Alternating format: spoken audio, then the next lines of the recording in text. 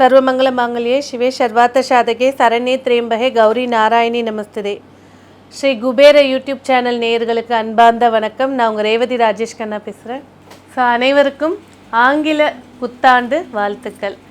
அதாவது பார்த்தீங்கன்னாக்கா ஆங்கில புத்தாண்டு, அதாவது 1ஆம் தேதி 1ஆம் மாதம் 2022ஆம் ஆண்டு அன்னைக்கு பார்த்தீங்கன்னாக்கா வெள்ளிக்கிழமை, அதாவது நள்ளிரவு 12 மணிக்கு, நம்மளுக்கு 12 மணின்றது அங்கே அவங்களுக்கு சூரிய உதயம் 6 மணின்றனால புத்தாண்டு கொண்டாடுறாங்க. நம்மளுக்கு எப்போ சூரியன் உதிக்குதோ அதான் நாளோட தொடக்கம்.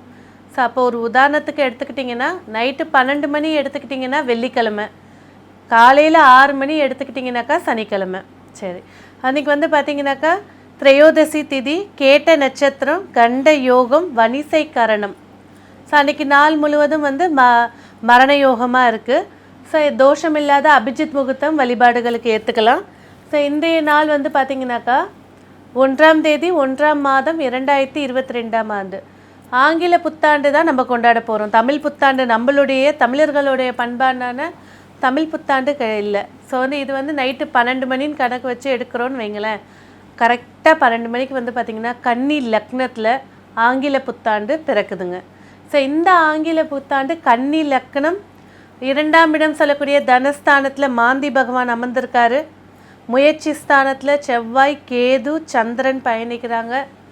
சுகஸ்தானத்தில் சூரிய பகவானும், பூர்வ புண்ணிய ஸ்தானத்தில் சுக்கிரன், புதன், சனி பகவானும், ருண ரோக சத்ருஸ்தானத்தில் குரு பகவானும், பாக்கியஸ்தானத்தில் ராகு பகவானும் அமர்ந்திருக்காங்க.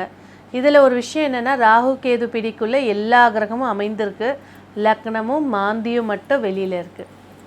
ஸோ இந்த ஆங்கில புத்தாண்டு அனைவருக்கும் என்னென்ன பலனை செய்ய போகுது? சரி, இந்த 12 மணிக்கு நம்மளுக்கு இந்த நாளை, இந்த வருடம், ஆங்கில புத்தாண்டு வருடத்தை எப்படி நம்மளுக்கு ஃபேவராக பண்ணிக்கலாம், என்ன செய்யலாம் அப்படின்னு பார்த்தீங்கன்னா, சரியாக 12 மணின்றது காலி ஜாமுன். அப்போ கரெக்டாக பார்த்திங்கன்னா எல்லா கோவில்லையுமே ஆரத்தி காட்டி அர்ச்சனைகள் செய்வாங்க. அப்போ நம்ம என்ன பண்ணணும்னா, இந்த ஆங்கில புத்தாண்டை வீட்டுக்கும் சரி, ஊருக்கும் சரி, நாட்டுக்கும் சரி நல்லதாக மாற்றிக்கிறதுக்கு வாசலில் நல்லெண்ணெய் தீபம் 2 அகல் வச்சு ஏற்றுங்க.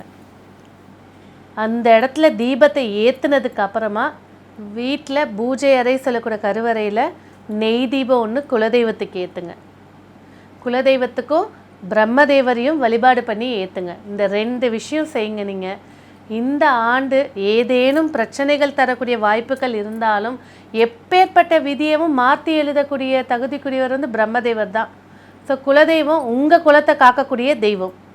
அப்போ கரெக்டாக 11:55க்கு வாசலில் 2 நல்லெண்ணெய் தீபம் ஏற்றி, அதாவது எல்லை தெய்வத்துக்கு ஏற்றுறதா ஏற்றி, உள்ள பிரம்மதேவருக்கு ஒரு நெய் தீபமும் குலதெய்வத்துக்கு ஒரு நெய் தீபமும் ஏற்றி மனசார பிரார்த்தனை பண்ணி, அந்த 12 மணிக்கு நெய்வேத்தியம் செய்ய முடிஞ்சால் செஞ்சு வைங்க, இல்லையா கல்கண்டு எடுத்து வைங்க, வெல்லம் எடுத்து வைங்க, வழிபாடு பண்ணிவிட்டு சாப்பிடுங்க. ஸோ இந்த ஆண்டு அனைவருக்கும் மகிழ்ச்சியையும், செல்வ வளர்ச்சியையும், உத்தியோகத்தில் மேன்மையும், குடும்ப ஒற்றுமையும், மகிழ்ச்சியாக இருக்க என்னுடைய வாழ்த்துக்கள். 12 ராசிக்காரர்களுக்கும் இந்த ஆங்கில புத்தாண்டு என்ன பலன் சொல்லுதுன்னு பார்க்கலாம். மகர ராசி நேயர்களே, எதிலையும் தனித்துவம் நிறைந்தவர்கள், எந்த சூழ்நிலைக்கு ஏற்றும் வாழ்ந்துருவாங்க. ரொம்ப திட்டுற இடமா இருக்கட்டுமா, ரொம்ப கொஞ்சிற இடமா இருக்கட்டுமா, எங்கேனாலும் சரி அந்த இடத்துக்கு ஏற்ற மாதிரி சகஜமாக வாழக்கூடியவர்கள். கஷ்டமோ உயர்வோ இடத்திற்கேற்ற போல் எல்லாத்தையும் சமமாக எடுத்துக்கக்கூடியவங்க. இந்த மகர ராசி நேயர்களுக்கு 2022ஆம் ஆண்டு ஒரு பொற்காலமான ஆண்டாக அமையப்போகுது. பொருளாதாரம் எப்படி இருக்க போகுது மகர ராசி நேயர்களுக்கு? தனஸ்தான அதிபதி ராசியிலே பயணிக்கிறார். இந்த மகரத்துக்கு மட்டும் ஒரு ப்ளஸ் பாயிண்ட் என்னென்னா, அதாவது ராசி அதிபதியும் சனி, தனஸ்தான அதிபதியும் சனி, 2த்துக்கும் ஒருத்தரே. இவங்க நினச்சா எஃபெக்ட் போட்டால் பெருமளவில் பணம் சம்பாதிக்க முடியும். இவங்க இல்லை நான் பொதுமையாக சம்பாதிச்சுக்கிறேன், என்னத்து சம்பாதிச்சு என்ன பண்ண போகிறேன் அப்படின்ற ஒரு சிந்தனை வந்துருச்சுனாக்கா சம்பாத்தியத்தியம்ன்றது இவங்களுக்கு மிகப்பெரிய கொஸ்டின் மார்க்காக அமைஞ்சிடும். அதுலேயும் இப்போ 7.5 நாட்டு சனியில் ஜென்ம சனி நடைபெற்றுருக்கு. இந்த மகர ராசிக்கு 5ஆம் அதிபதியும் 9ஆம் அதிபதியும் 2 திரிகோணாதிபதிகள் சேர்ந்து ராசியிலே அமர்ந்திருக்கிறது. இந்த ஆண்டு மிகுந்த யோகத்தை ஏற்படுத்தி கொடுக்கக்கூடிய ஆண்டாக அமைச்சு தரப்போகுது. ஒரு சிலருக்கு மகிழ்ச்சியான திருமண வாழ்க்கையும் குடும்பத்தில் இருந்தக்கூடிய சின்ன சின்ன மிஸ் அண்டர்ஸ்டாண்டிங்கள் நீங்கி நன்மையாகவும் ஆரோக்கியமாகவும் இருக்கக்கூடிய வாய்ப்பை ஏற்படுத்தி கொடுக்க போகுது. மகர ராசி நேயர்களே, இந்த 2022ஆம் ஆண்டு ஆரோக்கியம் எப்படி இருக்க போகுது? மகர ராசிக்கு 6ஆம் இடம் சொல்லக்கூடிய புதன் பகவான் ராசியிலே இருக்கிறனால சின்ன சின்ன உடல் உபத்திரங்களை சந்திக்கக்கூடிய ஆண்டாக இருக்குது. ஏதாவது ஒரு தலைவலி, ஏதாவது இந்த குறிப்பிட்ட நேரம் வந்துச்சுன்னா என்னால் இருக்க முடியாது, டென்ஷன் அதிகமாக இருக்கும், அந்த மாதிரி சொல்லக்கூடிய சிறு சிறு பிரச்சனைகள், உடல் ரீதியான மன ரீதியான பிரச்சனைகளை சந்திக்கக்கூடிய ஆண்டாக இருக்குது. ஒரு சிலர் மொட்டை அடிப்பாங்க, ஒரு சிலர் முடி கொட்டுதல் அதிகரிக்கிறதும் அதனால் டிப்ரெஷன் ஆகக்கூடிய ஆண்டாக இது இருக்குங்க. ஜென்ம சனி நடைபெறனால திருநள்ளாறு சென்று சனி பகவானுக்கு சாந்தி பரிகாரம் செய்கிறது மிகுந்த உத்தமத்தை ஏற்படுத்தி கொடுக்கும். ஸோ 2022ஆம் ஆண்டு மகர ராசி நேயர்களுக்கு சொந்த தொழில் எப்படி அமைய போகுது? அதாவது ராசிக்கு 10ஆம் இடத்துல மாந்தி பகவானும் 10ஆம் அதிபதி ராசியிலே இணைந்திருக்கிறது ஒரு ப்ளஸ் பாயிண்ட்னே சொல்லலாம். கண்டிப்பாக இவர்கள் இந்த ஆண்டு தொழிலுடைய தொடக்கத்தில் பிரச்சனைகளை சந்தித்தாலும் மே மாதத்துக்கு பிறகு சுய தொழிலில் வெற்றி அடையக்கூடிய ஆண்டாக ஏற்படுத்தி கொடுக்க போகுது. அதிலும் குறிப்பாக மூதாதையர் வழியில் ஏதேனும் செய்ய வேண்டிய சடங்குகள் இருந்துச்சுன்னா அதை செய்கிறது சிறப்பை ஏற்படுத்தி கொடுக்க போகுது.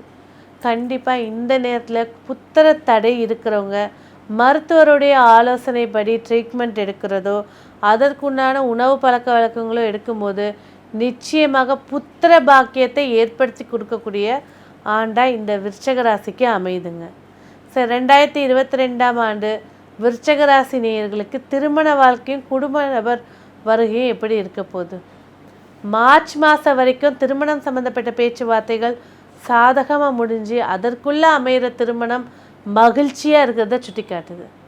மார்ச் மாதத்துக்கு பிறகு ராகு கேதுவுடைய பயிற்சி மகர ராசிக்கு 4ஆம் இடத்துலையும் 10ஆம் இடத்துலையும் இருக்கிறதுனால சுகஸ்தானத்தில் ஒரு பாதிப்பையும் தொழில் ஸ்தானத்தில் ஒரு விரக்தியையும் ஏற்படுத்தி கொடுக்க போகுது.